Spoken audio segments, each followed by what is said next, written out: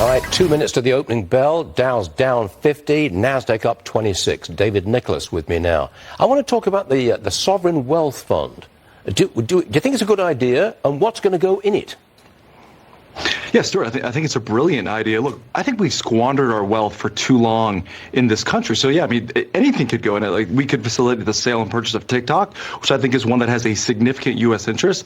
But when I think of the Sovereign Wealth Fund, it's all about benefiting U.S. taxpayers. I have a vision, Stuart, that in a decade, we could balance the budget with the returns of a U.S. Sovereign Wealth Fund. So that's how big of an impact this could be, and I think it's a big win for U.S. taxpayers. But who pays for the assets that go into the Sovereign Wealth Fund? I mean, is the taxpayer funds them?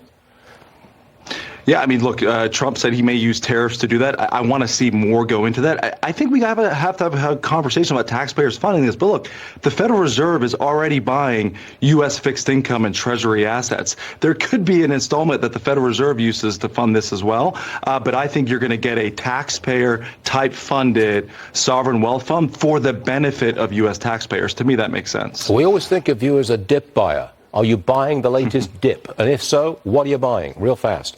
Yeah, the tariff is all about headline risk. When investors don't know what to buy, I say buy cheap index funds. VOT is a mid-cap fund. I'm a big fan of mid-caps. You're just talking about Palantir. Palantir is one of the names in this fund. It's up big. The second one is VGT. That's the Vanguard Technology Fund. 40% of that fund is Apple, NVIDIA, and Microsoft. So it's a good allocation to tech. I think the scare in tech is overblown. You want to own those names, Stuart. Okay, so the trend in stocks is still up, right?